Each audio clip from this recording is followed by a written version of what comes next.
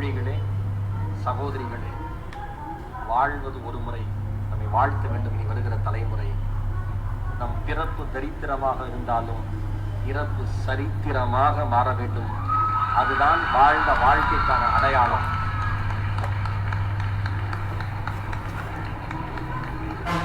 உள்ளத்திலே உண்மை ஒளி உண்டாயின் வாக்கினிலே ஒளி உண்டாகும். யார் எவ்வளவு எதிர்த்தாலும் இங்க நேர்மை இருந்துச்சுன்னா இங்க வார்த்தைகள் கம்பீரமா வரும். வெள்ளத்து அணையுது மலர் நீட்டம், மாந்திரதம் உள்ளத்து அணையுது உயர்வு. எவ்வளவுக்கு எவ்வளவு இங்க சுத்தமா இருக்கோமோ அவ்வளவுக்கு அவ்வளவு எங்க வேணா போய் கம்பீரமா நிக்க முடியும். எனக்கும் அரசியலுக்கும் தொடர்பு இல்லை என்றாலும் இன்றைக்கு இளைஞர்கள் அனைவரும் விரும்பக்கூடிய ஒரு ஃப்ரெண்ட்லி இமேஜா இருக்கக்கூடிய மரியாதைக்குரிய ராகுல்ஜி அவர்களை இளைஞர் தலைமுறை சார்பில் வருக வருக என்று வரவேற்பதிலே நான் மிகப்பெரிய மகிழ்ச்சி அடைகிறேன்.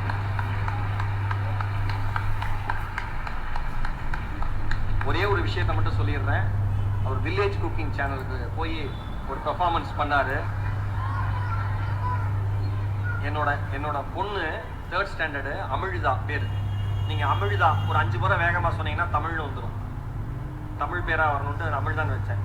அந்த வில்லேஜ் குக்கிங் இதை பார்த்துட்டு எனக்கு தெரிஞ்சு என் பொண்ணு மட்டுமே கிட்டத்தட்ட ஒரு 2 லட்சம் தடவை அதை பார்த்துருக்கோம். இவர் அழகா சொல்லி போடுவார், கல்லுப்பு அப்படின்னு போடுவார், வெங்காயம் எப்படி இப்படி எப்படி இப்படி அப்படின்னு. சிம்பிள். எந்த இடத்தில் எளிமை நிறைந்திருக்கிறதோ அந்த இடத்தில் உயர்வும் நிறைந்திருக்கும். மிகப்பெரிய கைத்தட்டல் நம்ம அனைவரும் சேர்ந்து ராகுல்ஜி அவர்களுக்காக கொடுக்கலாம். சேரா, இந்த அருமையான நேரத்திலே ஒரு நல்ல வாய்ப்பு தந்த இந்த கல்லூரி நிர்வாகத்திற்கும் என்னை அழைத்து சிறப்பு செய்த அன்பண்ணன் மகேந்திரன் அவர்களுக்கும் இந்த அரங்கத்தில் அமர்ந்திருக்கிற முதல்வர் உள்ளிட்ட அத்தனை நபர்களுக்கும் இதயபூர்வமான நன்றிகளை சொல்லி மீண்டும் காலம் வரும் பொழுது உங்களை சந்திக்கிறேன், சிரிக்க வைக்கிறேன், சிந்திக்க வைக்கிறேன். வாய்ப்பிற்கு நன்றி, வணக்கம். Thank you so much. Love you all.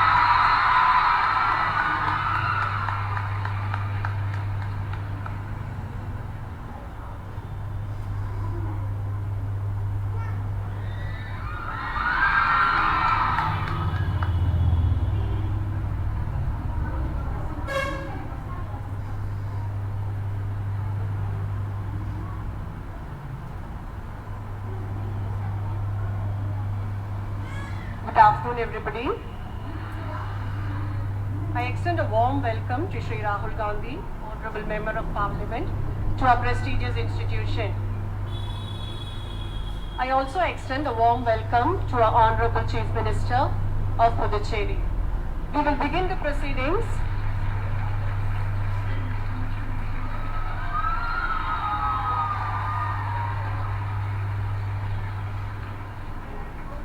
We will begin the proceedings with a prayer song by Ms. Devashri and Ms. Kripashri. Please rise.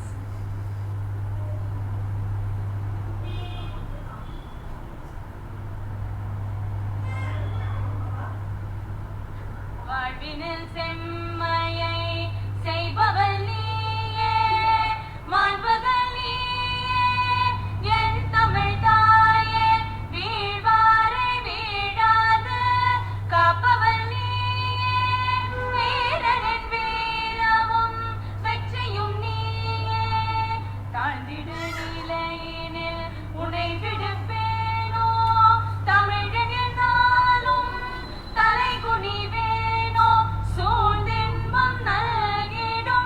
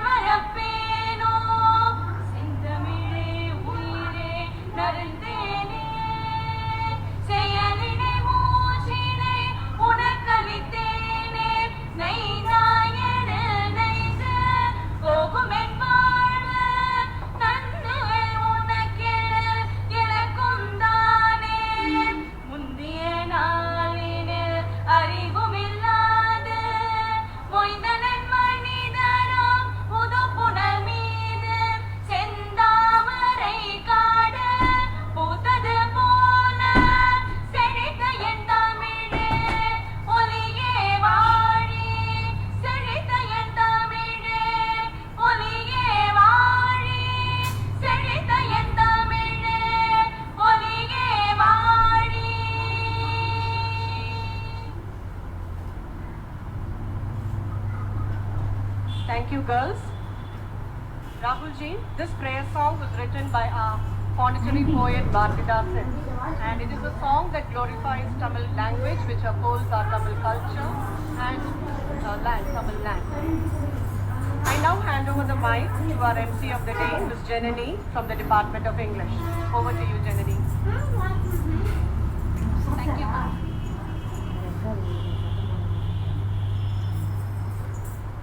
Dr. K. Subramani, our beloved principal, is a distinguished academician and has excelled in his area of expertise, chemistry, having served for more than 4 decades in the different pockets of the Union Territory of Puducherry.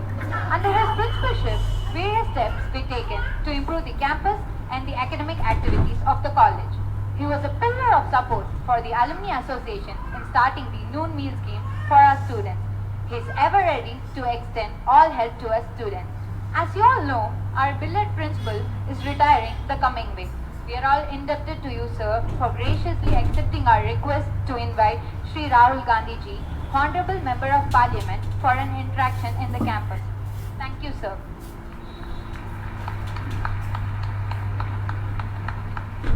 Now, I would like to call our beloved principal to deliver the welcome address.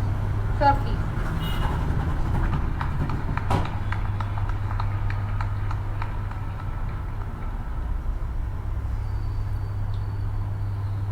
Good evening to one and all present here.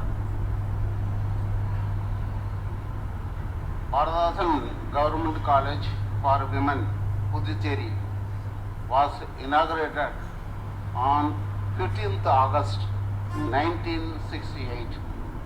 The college is named after the renowned Pondicherry poet Bharatadasan.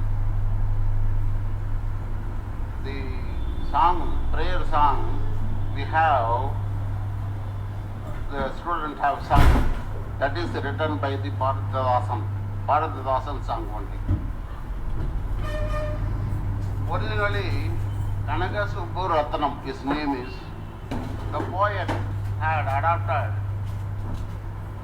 the name Bharatadasan, translated as a disciple of Bharati.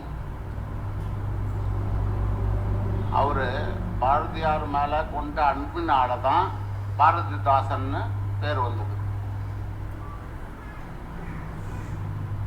The revolutionary feminist naturalist Tamil poet Subramania Bharati, though his writings,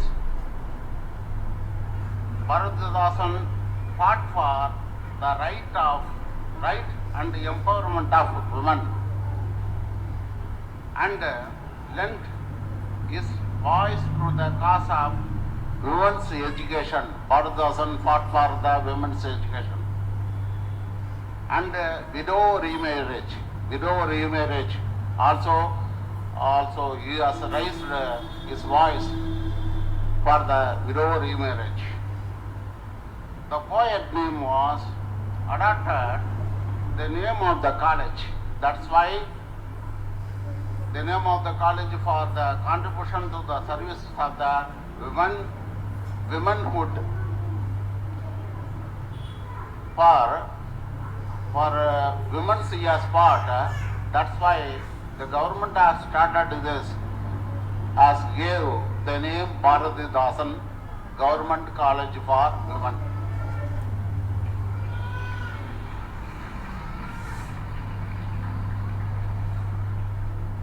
We look towards educating latent women power of the Union Minister. This college, for the excessive use of for women who aspired to higher education, had a humble beginning with only a handful of teaching departments and a few hundred, particularly 300 people only started. In 1968, when this college started, the strength of the college is only 300 students. Only 300 students. Today, 52 years down, we find the college has made a giant leap and has grown phenomenally. We offer 14 UG courses and 2 PG courses and MPhil and PhD programs in 2 subjects.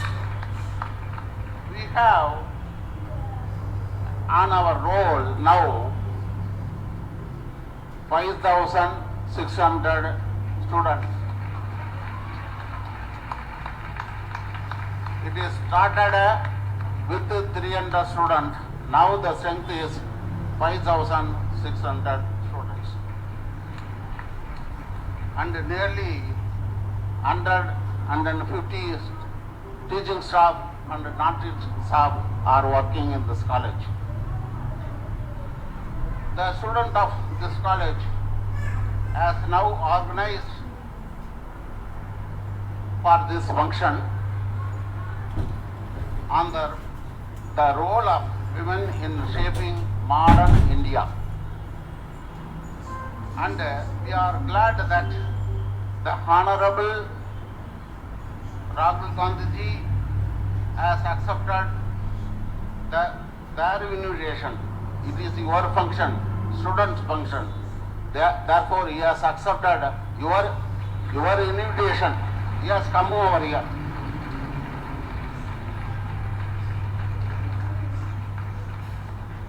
Accepted your invitation to interact with the students.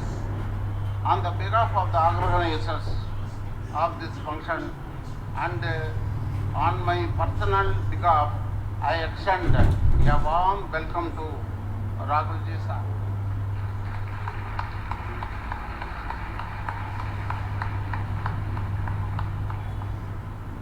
I also extend my warm welcome to Honorable CM of Pondicherry, Thiru Narayanasamy.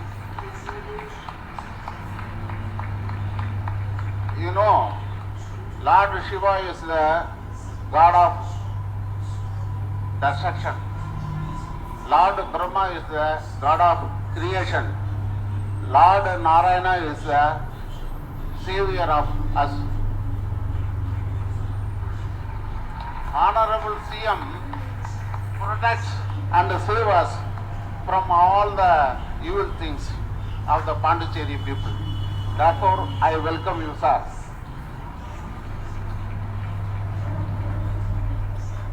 I also welcome Honorable Education Minister Kamalakannan.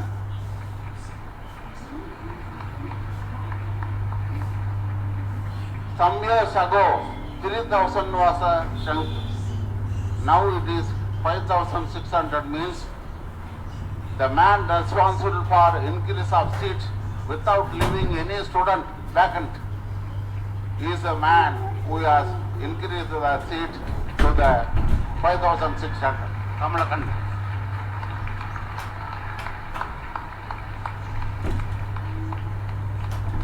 He has also introduced a mentor system where the student can tell their problems, whatever may be the problem, your problem, that you can tell and you can get advice from your mentors.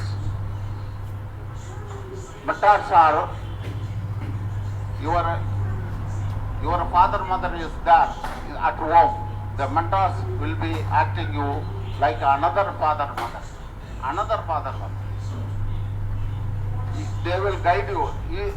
Mentor will be like your friends. You can tell anything. That mentor system is introduced by Honorable Minister for Education, Kamalakannan. Therefore, I welcome you, sir.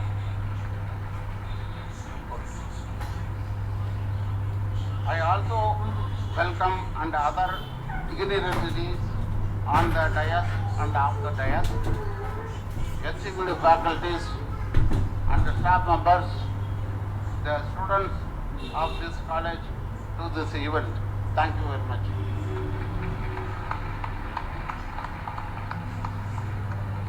Thank you, sir. Now I request our principal to honor our chief guest, Sri Rahul Gandhi ji.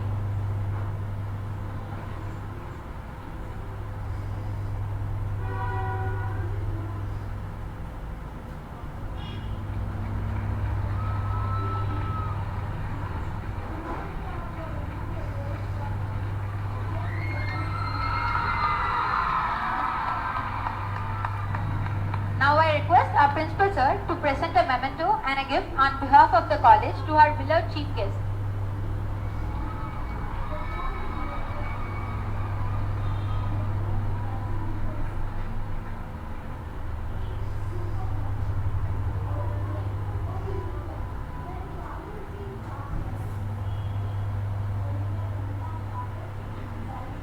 Thank you, sir.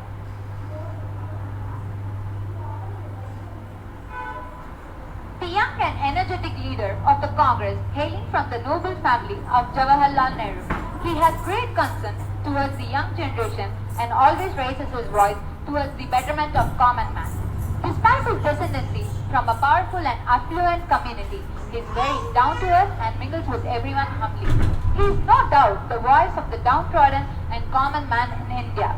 His address on the role of women in shaping modern India will enlighten us and will inspire us to play a pivotal role in sculpting the modern India. Sir, this is the first time in the history of our college that we have an eminent personality like you visit us on behalf of the visitors.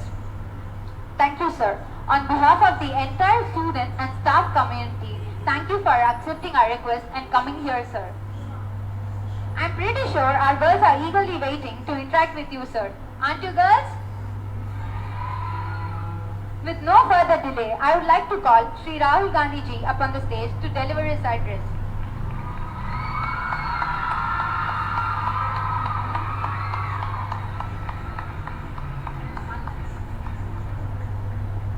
It will be followed by an interactive session. The girls who are willing to question, please raise your hands and inform yourself.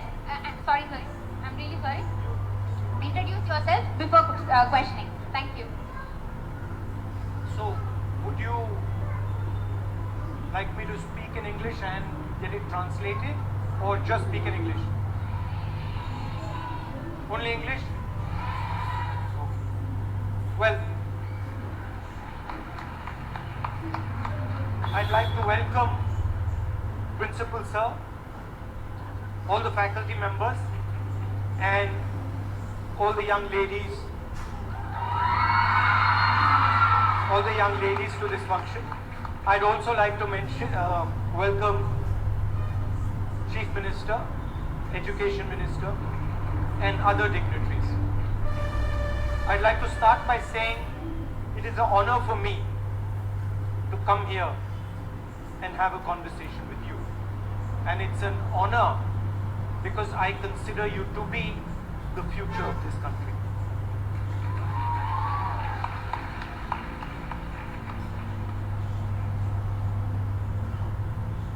You are 50% of India's population, approximately. But you do not have the same space that men and boys have in our society. And this is a fact. India will only truly be successful when you occupy equal space to men in our society. Before that, India will not be able to reach its full potential. So, for me,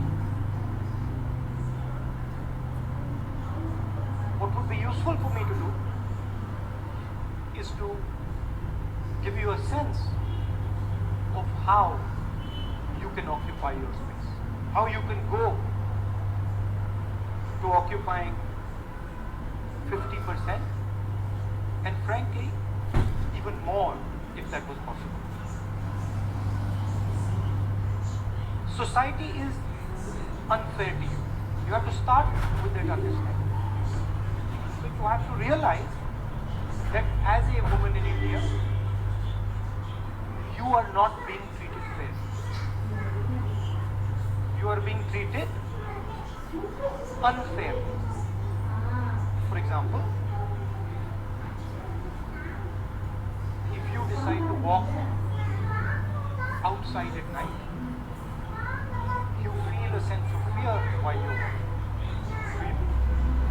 You feel uncomfortable while you walk. Do you think men feel uncomfortable when they walk around at night? They feel very comfortable. Right? So there is a hidden force that constantly keeps you under control, maybe scared. Maybe it will sometimes not allow you to believe that you can do certain things. Maybe somebody will say to you, you know, you can't be an engineer, you can't be a doctor, you can't be a soldier, you can't be something. And the first thing you should remember is, there is absolutely nothing that men can do that you can do. Anything that they can do for this country, you can do.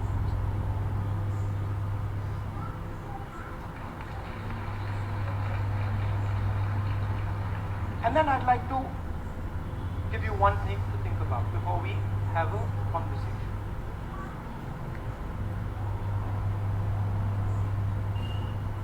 Your thoughts, what you think,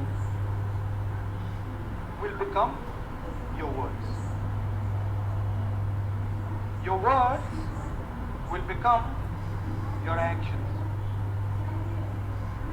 Right?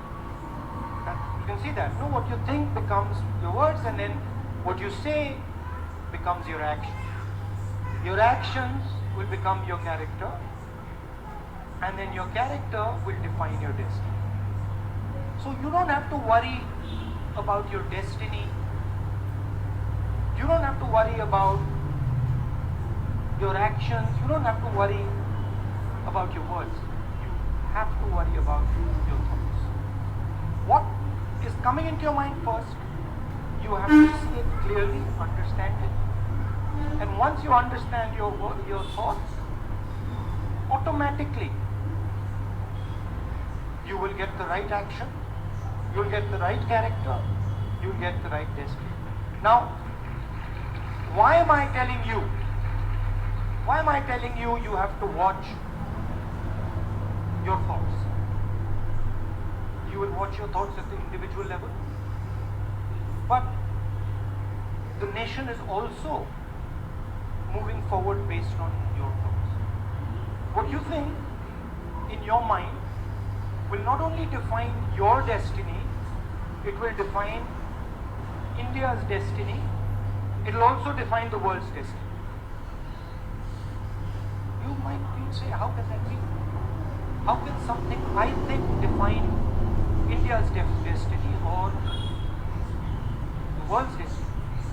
Because what you think is infectious. What you think goes from you to other people. And that is why what was said on the stage, humility is important. Because in this life, you will not do anything alone. You will never do anything alone. You might say, what are you studying?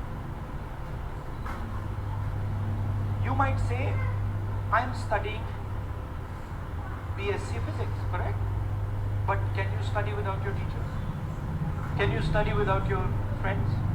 Can you study without the people who have written the book?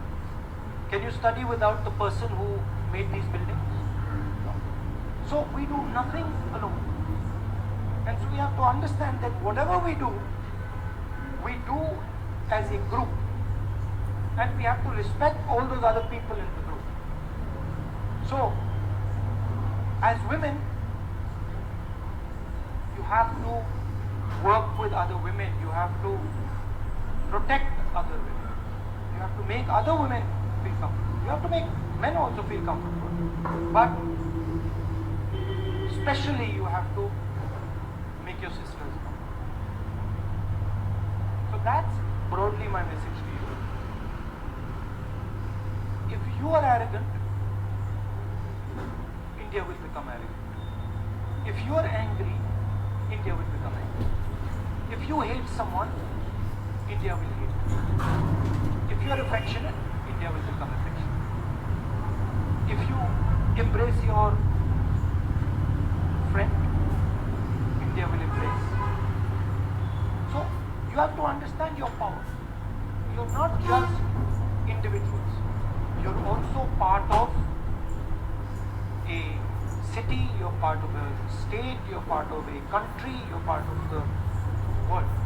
And so you have to act like that. You have to be careful what you're doing. Sometimes you might get angry. You might say something bad to somebody. Try and control it. Try and see, maybe I can do something in a better way. I can do something in a more effective way. So that would be my advice to all of you. I think there is a lot that can be done to make you more comfortable.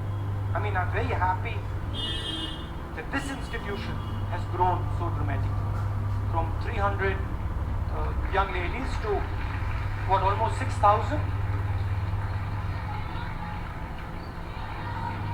5,600, and probably to 10,000, 20,000. We don't know where it can go. Right? And then imagine that every year almost 6,000 girls are going and influencing others. Maybe one girl influences 100 people, 200 people. So you can imagine your impact on Puducherry, on the nation. So I'm here to tell you that you must never feel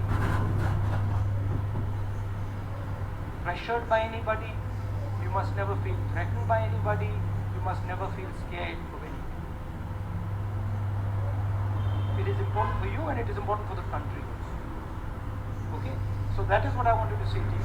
Now, feel free to ask me whatever questions you'd like. I'm happy to answer. Thank you.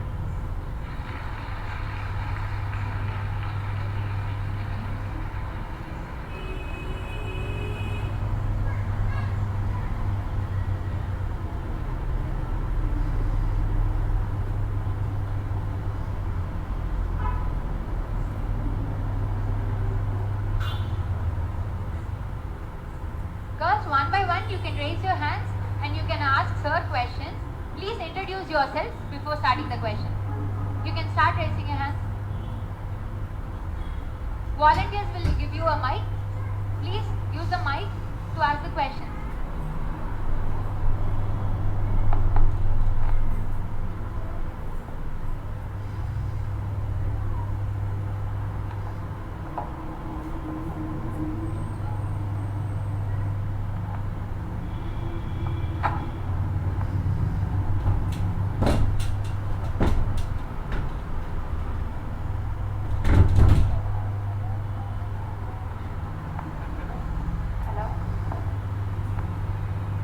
Hello. Good afternoon, sir. Good afternoon. Myself Sherry Barot from English department. Though we speak about equality, there are still a number of departments and sectors where equal allocation of seats are not given for women. So if you are in charge, will you give 50% allocation of seats for women in all the departments? I would like to give. You see, you have to understand, if we are going to be absolutely fair, then for many years you've had many less seats. Correct? So there's also a backlog that we have to make up. So I don't think it should be 50-50. I think it should be actually 60-40 for you. But that will be difficult, okay? Because the men will have something to say about it. They won't be happy about it.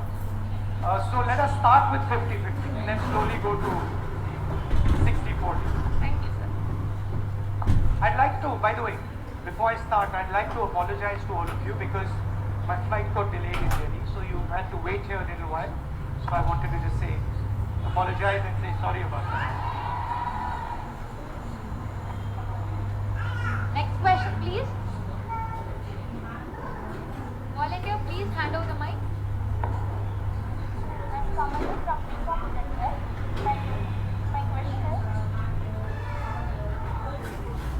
My question is, what advice would you give to young women to strengthening a democracy and to continue the economic prosperity to our country?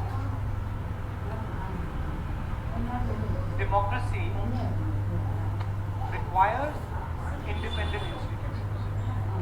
It requires a judiciary. It requires a free press. It requires conversation in the houses of parliament, in the houses, in the state houses. And all of you have a role to occupy those places.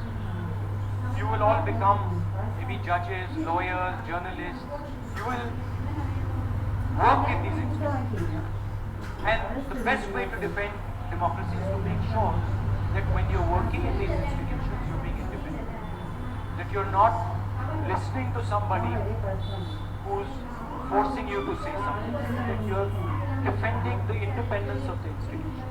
So, for example, over here, if we have a free discussion, open discussion, that would be democratic. If, on the other hand, we didn't allow questions, we only gave a speech and then we went away, that would not be democratic. So, it is your duty to force discussion where discussion is not happening. To protect people who are being threatened. You can see today in the country, people are being threatened, people are being killed because of their opinion. And it's your duty to protect these people, to step out and say, no, I'm not going to allow that. That's not going to happen under my watch. So you have to take responsibility. This is your country. Correct? Belongs to you? What is your name? Huh? It belongs to you, no? The country belongs to you. So you have to step forward and say, I'm not going to accept anything less than the best. Right? Yeah. So that's basically the idea. You fight for your rights and you fight for the rights of everybody around you. And also, one more thing. One more thing. See, different parts of this country have different ideas, different cultures. For example, I came here and the first question I asked you, would you like me to translate what I'm saying into Tamil? Right? Why did I do that? I did that because I basically respect your language.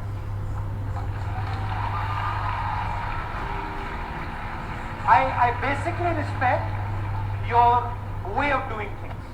I don't want to come and tell you that, listen, you have to do things in this way. You have to speak some other language. You have to do X, Y, Z. I want to understand your culture, appreciate your culture, give you my ideas, take your ideas, and then go back home and talk to people about those ideas. So it's also important that if you want to protect democracy in India, that you defend your culture. It is important that you defend your language. It is important that you defend your way of doing things.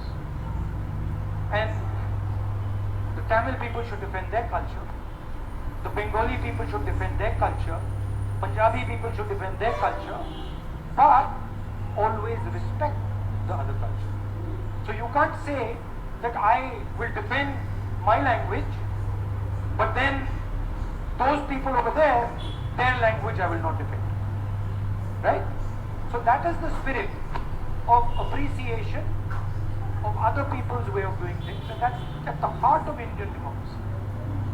India is actually many different ideas. There's not one idea in India. There are many, many, many different ideas, and that's the core of defending democracy.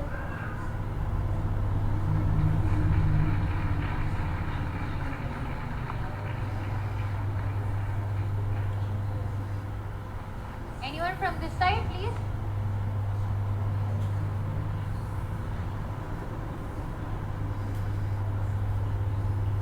Good afternoon, sir. Sir, I'm here. Okay. I'm Mahavidya from the Department of French. Do you have concrete plans for the rehabilitation of rape victims? Sorry? Do you have concrete plans for the rehabilitation of rape victims? I think, well, of course, you would have concrete plans for the rehabilitation of rape victims, and it's important. But I think there are two elements to the issue of violence against women. The first is a legal issue, right? And so you have to have laws that protect women and laws that are strict when a woman is raped.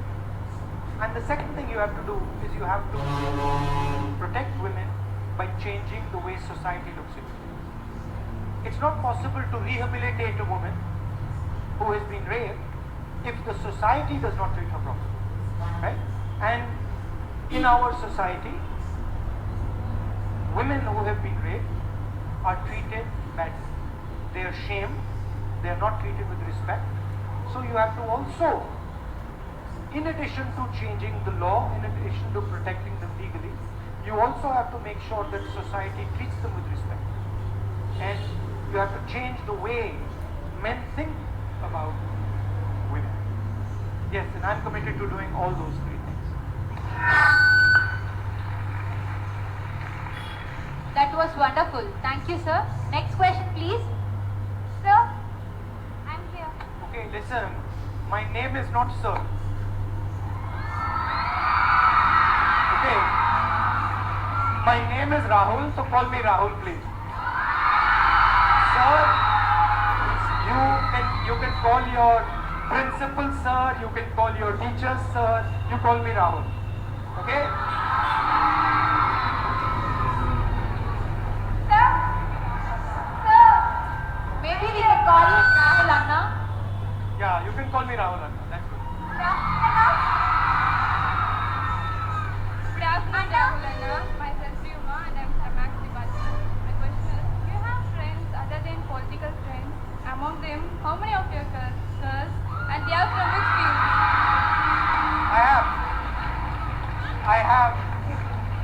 I have plenty of friends. I have plenty of friends who are not political. I also have some friends who are political. And then there are a lot of people who see me as their political enemy, but I view them as my political friends.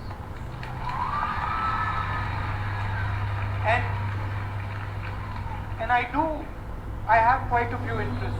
You know me as a politician, but I have quite a few interests. And I have friends who have similar interests. So I sort of discuss those interests with them and do a lot of those things with my friends. So yes, I do have friends. Huh? What? We'll leave that for another day.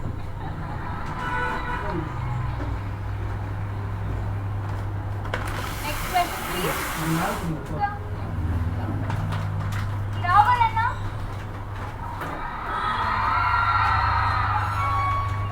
Here. Oh, there. Okay. I'll come back to you. Happy afternoon, Anna. Huh? Happy afternoon. Myself, Srishweta. I'm from Max Department. I'm very proud and I'm very happy to see you here. And my question You is... said sir again. Sorry, Anna. Sorry, Anna. A lot of women harassment and suppressing is seen all over. According to you, how can a woman fight with this? Sorry, what was the first part of your Harassment. harassment? I think, first of all, you as a woman should just stand up to it. And you should not step back. If someone harasses you, do not let them. And you have much more power than you think. You have large number of friends who can help you. You have the legal system that helps you. You have many different places you can go. So you must never step back. If somebody is harassing you, if somebody is not giving you what is your due, you have to face them and challenge them. That's the first step. I mean, what little I know of you, I don't think anybody has the guts to harass you. I think you're tough enough. I think you're tough enough that you can stand up to anybody. Right? You agree with me? And now when you agree with me about that you're tough enough to stand up to anyone? Yeah? And if anybody is harassing a friend of yours or another girl, then it is your responsibility to stand together with her and make sure they stop. And remember that I am also standing with you. And there are many, many men in this country who are standing with you and who will work with you, help you, and make sure that you're not harassed. Yeah? You might notice that I didn't say there are many men who will protect you. You notice that? And the reason I didn't say that is because you don't need anyone's protection. You can protect yourself.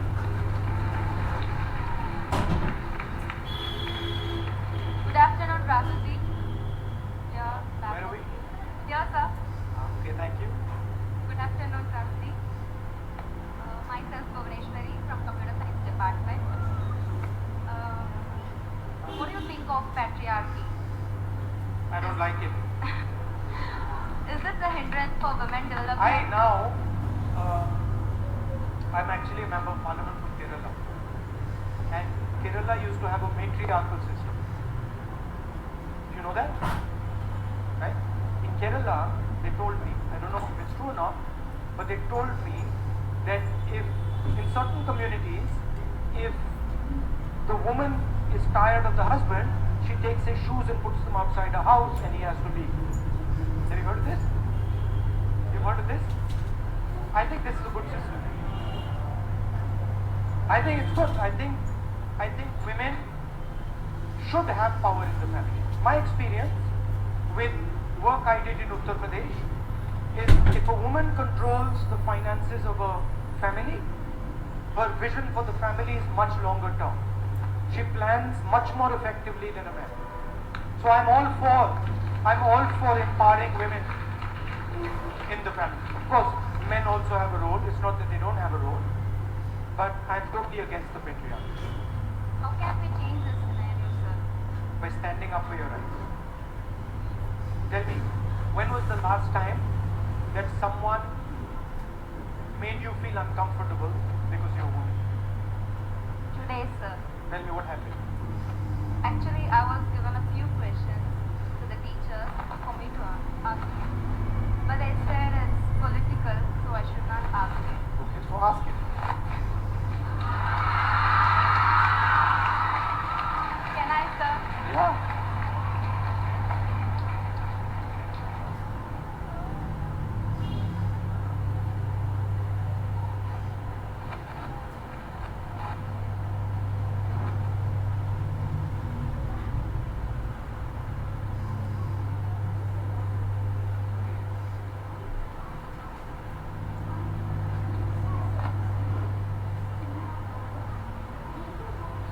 I have like some 4 questions, sir. Well, ask me one, because other people also have to ask. All Ask me right. the most difficult one. Okay. This question goes like this.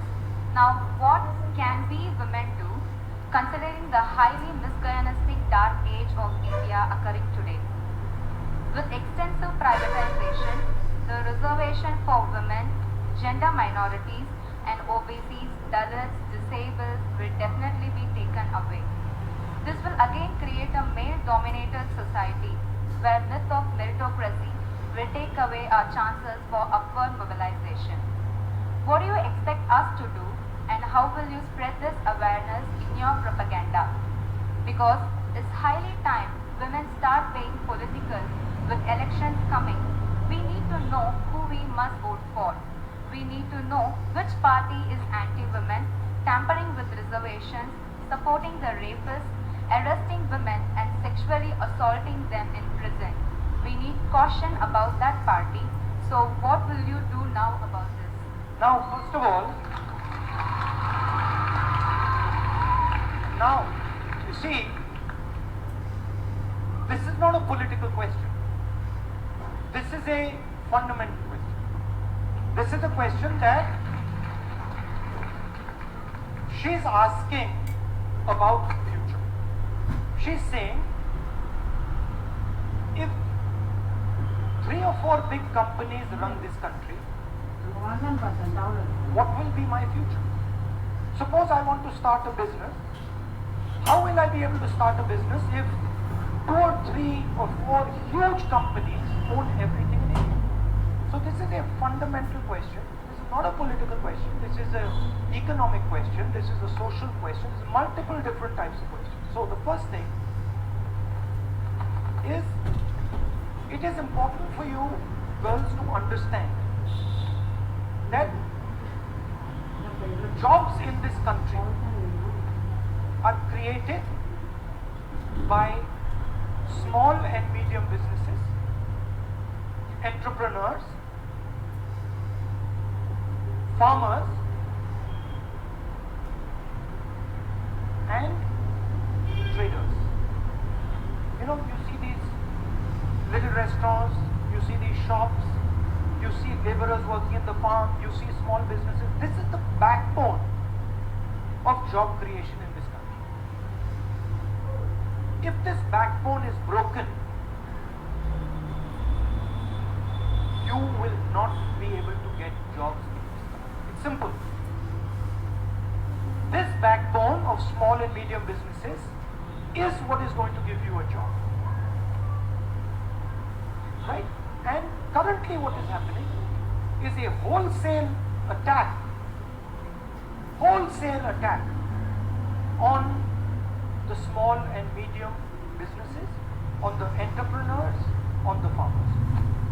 There are 3 new farm bills that have been passed. They are basically going to destroy Indian agriculture and hand Indian agriculture to 3 or 4 business people. Many of your parents here will be farmers. They will be devastated by these. We are fighting these 3 laws. I am personally fighting these 3 laws, and I have personally given a speech in Parliament saying that these 3 laws will destroy agriculture. And the same was done with demonetization. The same was done with GST, and the same was done during Corona. You will remember that during Corona, the largest businesses in the country were given 1,50,000 crores tax relief. But workers who were walking back home from the cities were not given a bus ticket.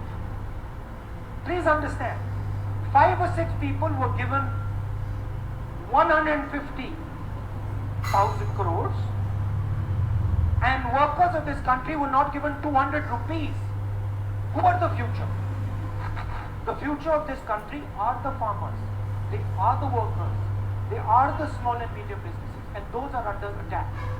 So what do you have to do, and what do I have to do? We have to defend those businesses. We have to defend those farmers. We have to defend those businesses. And that is our national duty. It is not our personal duty, it is our national duty, because if we don't do it, none of you will have jobs. Every one of you will be looking for a job, and you will not be able to find one. And we cannot afford that type of thing. That's the first part. The second part is, students need to be allowed to speak. Do you agree with that? What is the point of me coming here, right, and then you not being able to ask me questions? You should be able to ask me any question you want. The fact that I have come here, I should be able to answer any question you ask me. Otherwise, why have I come here? What is the use of me? That is the whole point of being a leader. And maybe you'll ask me a question, and maybe I won't be able to answer it. And then that will make me think about that question. And that will make me think deeply about the question and maybe give you a solution. Think about the solution. So I don't fear questions. I have never feared questions. And I will never fear questions in my life. And my advice to all of you, My advice to every single one of you, particularly in discussions like this, is when someone tells you you cannot ask a question, you tell them, I'm going to ask a question. Correct? So, and in your life also, your teachers might say, sorry, you can't ask. Father might say, mother might say, you can't ask a question. No. Respect requires that you are allowed to ask any question you want. And there's no foolish question. Please understand, there's nothing known as a foolish question. People tell you that's a stupid question. You know why they tell you that's a stupid question? Exactly. Because they don't know the answer. That's it. They don't know the answer. So they say that's a stupid question. And I am interested in this country becoming successful and powerful, so we need all of you to ask all your politicians the hardest question without any hesitation. Okay? Now, tell me, other than that, how was you being a woman? How were you discriminated against? Tell me an event in your life where something happened to you because you are a woman and that would not have happened to a man. Education. Tell me. Actually, I like to join in an engineering college Okay. where it's with boys and girls. But my parents suggested, and some of my friends, family, relatives, they suggested that I have to be in a women's college because that's safer for you than in a co-ed. Because where they fear that we would get mingled with boys and we would go in a wrong side or get attracted by them like that. Something. So they are not allowing us. So, I'm very blunt. So can I be blunt? So what they're telling you is we don't trust you. No. That's not fair. They don't even, the men have to give them the trust, right? How much we can give them. But you should say to them that you should trust me. But You in should say to them you should situations, trust me. And my advice to you, maybe you'll do it or you won't do it, my advice to you is, I would like to see you as an engineer. That's how I would like to see you, because that's what you want. Why should we make our girls study something they don't want? What is the use? Do you think you would be happy at being an engineer? yes, sir. Do you think you would be better at being an engineer? Yes, sir. So then why are we killing your potential? Why are we saying to you that no, don't do what you want to do, don't do what you can be good at, don't do what you can be world class at, do something that you don't want to do. You're going to be upset all your life. All your life you will be saying to yourself, I should have become an engineer. So, my advice, stand your ground. Yes, sir. And if you want, I'll help you. Thank you, sir. If you want, I'll speak to your parents and try and Thank you, convince sir. them. That's so kind of you. Thank you. Hi Anna, I'm at your. Hi Anna. I'm raising some difficult questions, no? No, maybe I shouldn't have said that. What do you think? Huh? You think I should have said that, or you think I should have kept quiet? I should have said that, no? I felt I should have said that, so I said it. But maybe she got a bit uncomfortable. Exactly. Good afternoon, Rahul Anna. Yes, We are well, now. Hi.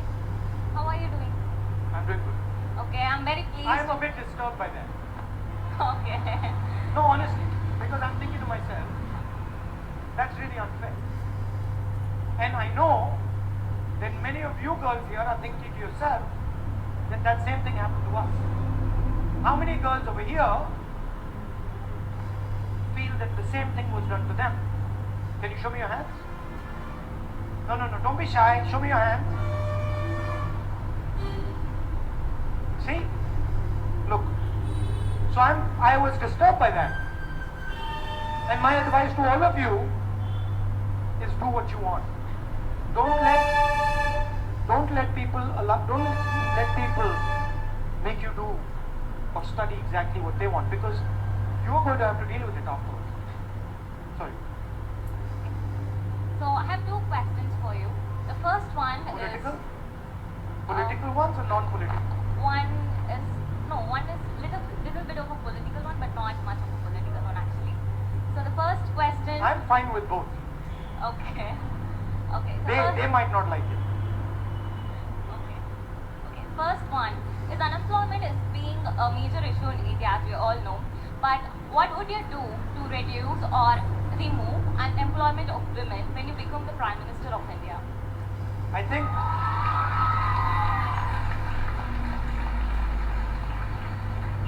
as I said, I'll explain it very simply. If you want to create jobs, the most important thing is the banking system. Right? The money that the country has in the banks and who controls it. That's the most important thing. Today, the largest number of jobs in India are produced by small and medium businesses, enterprises. But they do not have access to the banks. The banks, majority of the money of the banks is given to 5, 10, 15 of the biggest businessmen in the country. I would move the money of the banks from the 5, 10 biggest businesses in the country to the millions of smaller and middle-sized businesses in the country. That's what I would do. And then I would ensure that millions of Indian women who want to start a business, who want to employ people for India, can easily take bank loans and start them. That's the first thing. Second thing is, I feel that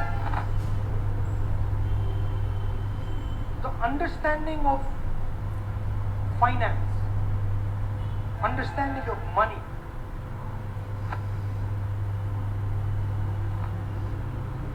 women are not taught about money. Society doesn't like teaching women about money. Because the moment women understand money, women can become independent. And so I think that's a very important thing to do, to show women the link between finance and independence. There's a direct link between finance and independence. If you get married to somebody and you do not have access to finance, you cannot be independent. Simple. So, educating women about how money works, what it means to be financially literate, what it means to be financially independent, these are very, very important things. And I think I would emphasize on that. I would tell all of you that one of the most important goals for you should be financial independence. 100% financial independence. You should be able to earn your own money, you should be able to spend your own money, and you should be independent as a result of that. So I think those are the things I would focus on. Okay, sir. You all got quiet. Do you agree with that? You agree with that? How many of you here are financially independent? Look at that. How many of you here are financially independent? Is anyone here financially independent? So that's an important step for you. You should think about your own financial independence. And I would like that when I meet you 3 or 4 years from today, and I come to this room and I say, listen, how many of my sisters are financially independent? At least 90% of you should say, yeah, I'm financially independent. Look, the whole of India, well, not the whole of India, but large parts of India worship Lakshmi, right? Right? What is Lakshmi the god of? Money. So, how can we have a country where we worship Lakshmi and all our women are not financially independent? What is going on? How can we worship Lakshmi and say she is the god of wealth, and then look at our sisters and say, in a college with 500-600 women sitting here, not one girl says, I'm financially independent. Does that seem right? So these are the type of things these are the challenges you're going to face. And these are the challenges you've got to overcome. This is how society controls women. None of you financially independent. You're going to depend on someone else. If you're not financially independent, you are. If you're married and you're not financially independent, you're going to depend on your husband or maybe on your parents. So that you have to build that. It's critical. Maybe a lot of your husbands won't like it. Maybe a lot of your husbands will say, what is this Rahul Gandhi coming and saying? Why is he disturbing the whole situation? But it's my job. You have to become independent. You agree? Yes, sir. The next question, you were just talking about the armed bills introduced by the center, and recently the 21-year-old Disha Ravi has been arrested. And what is your take on her arrest? Look, throughout the country, people are being arrested for what they feel. I mean, I don't know, maybe I'll get arrested for saying this. What I said here, I don't know. You know, maybe they won't like it and they might arrest me for what have you gone and said to those girls. But, as I said in the beginning, a nation is its thoughts. A nation is its words. From the thoughts and the words, right, come actions. From the thoughts and the words comes character. From character comes destiny. So if you're shutting up the nation and you're frightening people and not allowing them to talk, you're destroying the nation's character. You're destroying the nation's destiny. It's simple. And no youngster in this country should allow anybody to frighten them into silence. If I come here one day and I say I'm going to frighten you into silence, you should not listen to me. Because your words, your thoughts, they are what make the country. That's your power. Don't give your power to anybody else. Why did I come here and say you have to be financially independent? Because I want you to have your own power. I don't want somebody else to define your life for you. That's why I'm saying you be financially independent. You have a role in society. You have power in society. Fight for it. If somebody takes it away, challenge him. Don't run away and say, no, I can't do it, I'm a woman. Absolutely you can. Stand up to it. And many of your brothers, like me, are standing right there with you to work with you. Not to protect you, because you can protect yourself, but to stand by your side. Yeah? That's what politics is about. Politics is about awakening the country. That's what it's about. So that's how you have to think, okay? Yeah? Okay. Good afternoon, Rahul Anna. Good afternoon, Rahul Anna. I'm here. Where are you? I'm here. Hello. Hello, Anna. I'm from Economics Department. Your father was killed by LTT. What are your feelings about these people? I don't myself. I don't have anger towards anyone. Of course, I lost my father, and for me it was a very difficult time. You have a father? So, I'm sure many girls here have lost their father. You've lost your father? Yeah? So you know what it feels like. It's like someone has cut your heart out, no? It's like that. So I felt tremendous pain, but I don't feel anger. I don't feel any hatred or any anger. I forgive. Thank you, sir.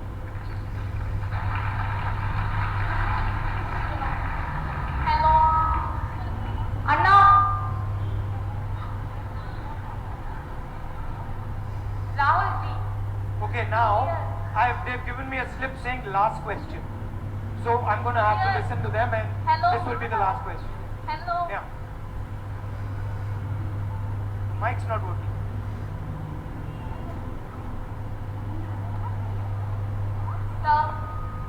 Sir, can you please turn around? Yes. I'm asking a question here.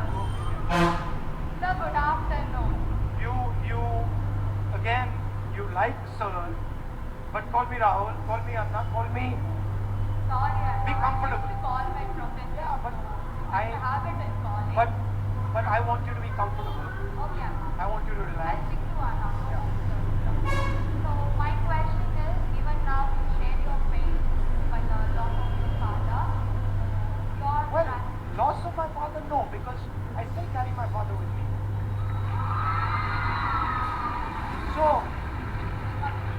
look, understand something. Violence cannot take away anything from you. At all. It does not have the power. You can give up something, but violence cannot take anything from you. My father's alive in me. And by the way, a lot of the things that you have heard today, they came to me from my father. So my father is talking through me. So, it's not that my father is not there today. After many hardships that your family have faced in politics, that is your grandmother, your father, what made you step back in politics? What gave you the courage to be in politics even after all the hardships you and your family have faced? See, politics is a lens through which you see me. You see me, right now you're like, oh, he's a politician. But that's just, it's a very small lens. I am a human being, right? As you saw, I'm a cook, right? I can cook. I do many, many different things. But you've been told that I am a politician, and that's the lens with which you see me, right? It's only one of the things that make me. For me, whatever I do, I believe in certain ideas. Okay? Like for example, when she told me that she's not going to be an engineer, this caused me disturbance. I didn't like it, right? I was, why is society not letting her dream? Why is society destroying her dream? So, when I see somebody being treated unfairly, I don't like it. It irritates me and I want to try and do something about it. And I found that this profession that you call politics allows me to do that for many people. And so I do that.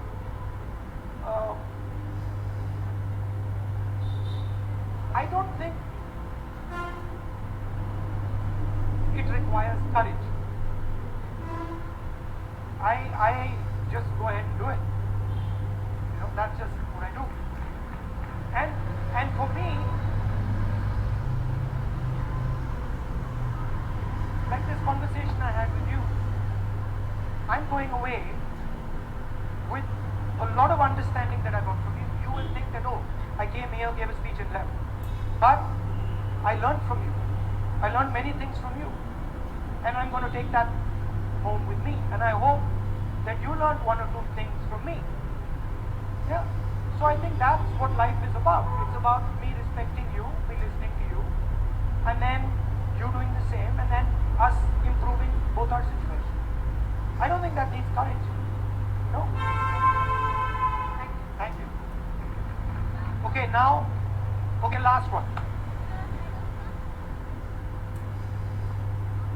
Now I'm going to get into trouble because I've got other people in a public I'm meeting. here. I'm here.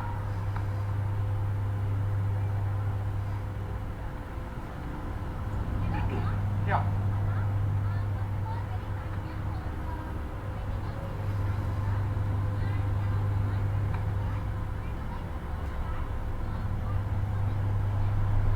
Can you hold it closer to anyone else?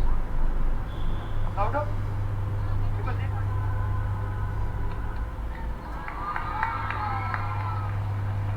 Thanks a lot, sir.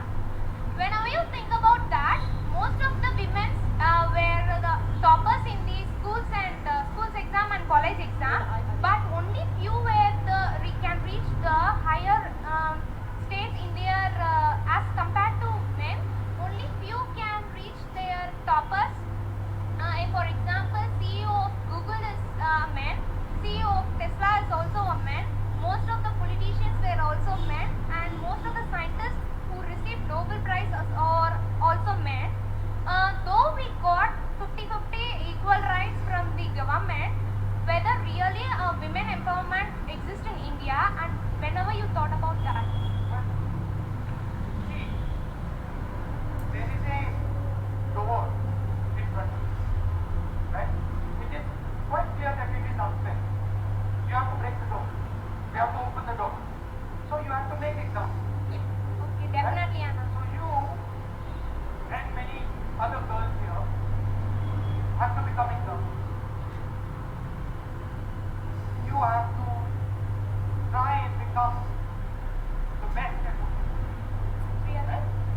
And I'm pretty confident that with 5 or 6 good examples, you will have a line of young ladies behind you saying, if she can do it, then I'm also going to do it. No? And so that should be the spirit. It is unfair, but we're going to make it fair. There is a door in front of you, we're going to break the door down. Okay? Okay. Thank you. Anna. Girls, I know you all hate letting him go, but we'll have to let him go now because he has another his program to attend. Unfortunately, look, it's been a pleasure for me coming here and talking to you. Did you have a nice time? It's been a pleasure for me. Now I've got other people who I have to go and speak to because there's a public meeting, and so I can't delay much more. But maybe I'll come back here sometime and have a longer conversation. Okay? Thank you very much. Thank you. Please be seated, girls. Please be seated. Please be seated. Yes. Please be seated.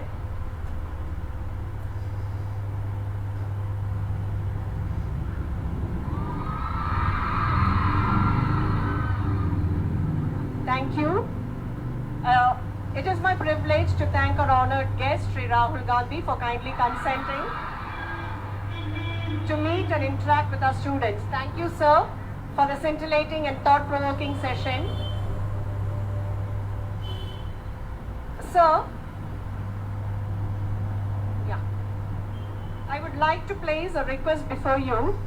I would like you to consider our representation from the alumni of the college requesting some financial support to sustain and maintain the association working towards the college's welfare and the benefits of the student. As a past student and now a staff of the college, I add my voice to this request, sir. Thank you. I extend my heartfelt thanks to our beloved principal, Dr. K. Subramani, who extended his wholehearted cooperation in the conduct of this program. I would like to express my gratitude to Ms. Netta D'Souza, General Secretary of All India Mahila Congress, who coordinated the whole event impeccably with a wonderful team. I take this opportunity to thank and appreciate all the students and the staff of our college who made this event a huge success. I also thank the police department who ably coordinated the security cover. the NSS are NCC and NSS students too, and everyone who contributed to the successful conduct